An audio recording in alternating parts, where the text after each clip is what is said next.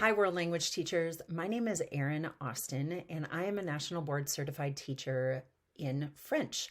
Currently, I am teaching high school in Northern Colorado at an IB school, and I have also been presenting at a few different world language conferences around the country on achieving National Board Certification.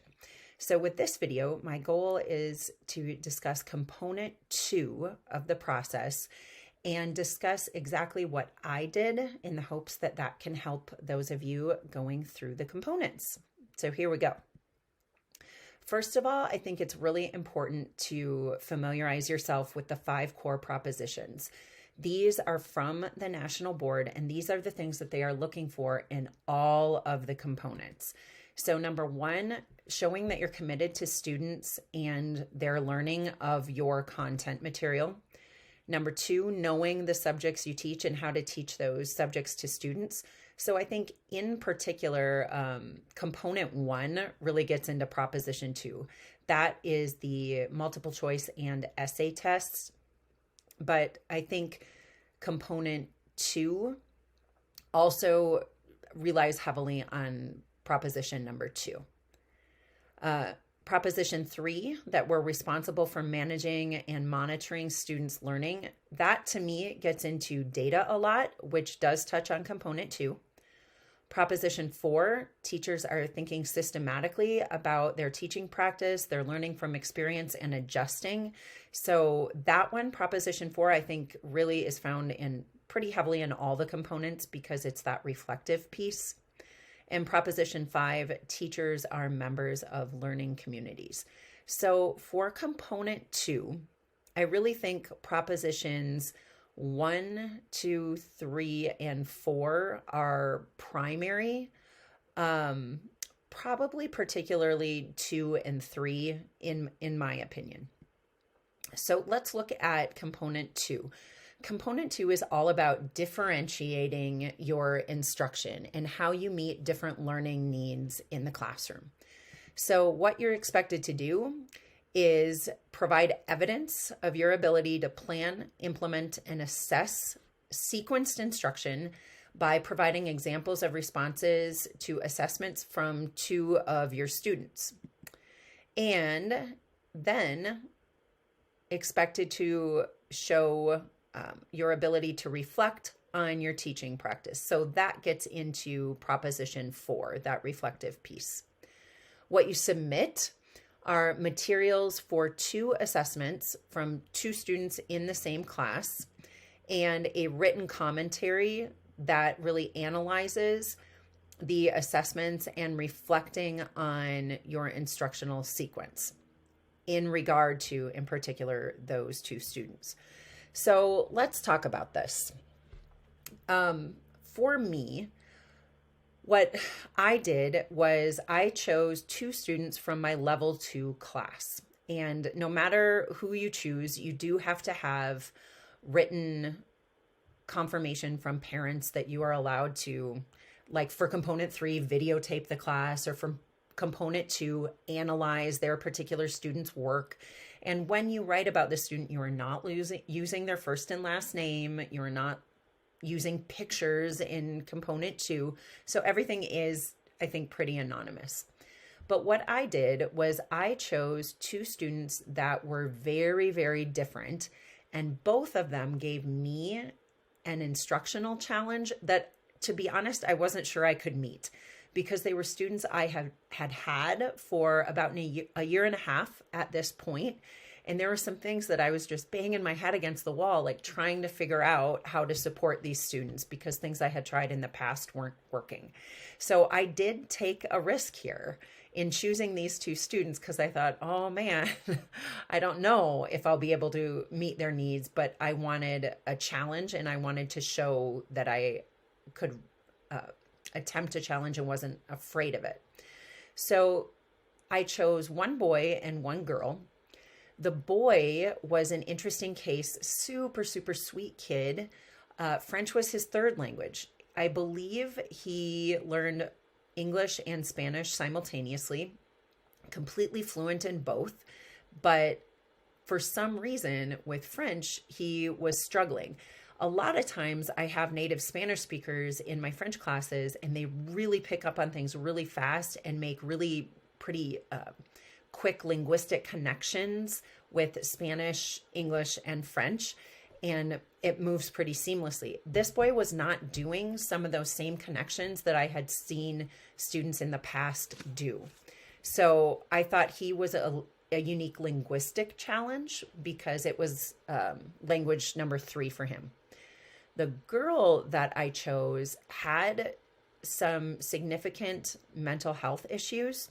She had experienced a lot of trauma, not in my class, in her life prior to coming to high school. And there were a lot of things actually with her mental health and trauma response that some days would be absolutely, you had no idea. And other days, there were things that would go on that were almost a little disconcerting. Like I wasn't quite sure what was happening. There may have been some medication levels that weren't quite right.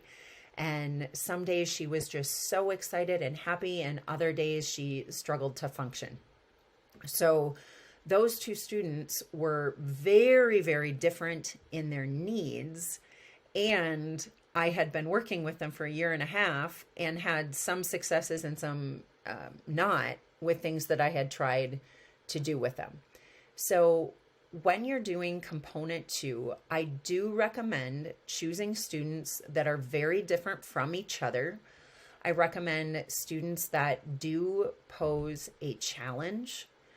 And I wouldn't be afraid if you're thinking like, I don't know if I can meet this challenge. I don't know if I can rise to it. I think taking the challenge is probably the bigger piece. So in my written commentary, I wrote a lot about background that I knew about these students and some things that I had tried and some frustrations that I'd had just with myself not being able to get some of my goals accomplished with them linguistically. And so in my assessments, I pointed out, like, for example, with the boy who was on language 3, I pointed out some things that he was regularly doing that weren't making those connections that I had seen other Spanish speakers make before. And then I had tried making new activities in class that approached the linguistic issue from different angles. So I was trying a lot of different angles to see like, what might stick. With the girl, it was talking to other teachers, talking to her parents, trying to figure out like maybe what some of her triggers were and how I could minimize those in my classroom. Also trying to figure out, okay, she's got some mental health needs and some trauma responses that evoke anxiety. What are some tools that I can do in class that would be good for any kid at all, just because teenagers, by their very nature, have some anxious habits too. So I thought, maybe let's try something that would be good for the whole class. So you want to get back to those core propositions. So showing that you're committed to the 2 students that you chose and what their unique learning needs are, and showing in proposition 2 what you know about language and language development and how it relates to the students you're choosing. And then also really managing and monitoring the students that you choose, really keeping track of what you've done, what has worked, what hasn't, what were the variables in those situations as well. And then learning from it. Like, okay, this worked. I got to keep on doing it. This didn't work. Maybe I'll try something else. This worked a little bit. Is there a way I can tweak it and try to make it better? So when you are reflecting, I recommend having those 5 core propositions in front of you and using the language of the national board. So talking about commitment to students, talking about knowing your subject, knowing how to teach your subject, and maybe even give a little bit of background. Like, this is what I do in class, and here is why this is a best practice in world language. When you are managing and monitoring students' learning, talk about that using that language. Say, I have been monitoring this student's learning for this long. Here is what I have seen. Use the language of the National Board and the language of the 5 core propositions. So from there, I have some resources for you. That first QR code is a video of mine that is all about National Board certification for world language. It is just the general overview, and it's made for somebody who is curious about it, wants to know about it, trying to figure out, like, is this the right path for me? The second QR code is just like this video, but it's about C1 and what I did for component 1. The last QR code is just general info from the National Board for Professional Teaching Standards. And then here, there are National Board webinars. So I give a QR code there. The webinars are really, really great. And sometimes they will have webinars that are component specific. So always check back on their website and look for, is there one about component 2? Sign up for it. It's free. You get professional development time for that. And I have found their webinars to be really excellent. And then finally, this is like a little mini piece of sessions that I have done around the country about National Board certification as a whole. So thank you for attending this little mini piece that you probably found on YouTube. And if you have questions, absolutely feel free to get in touch. Hit me up on Twitter or LinkedIn or shoot me an email. And good luck on your journey. Thanks. Bye.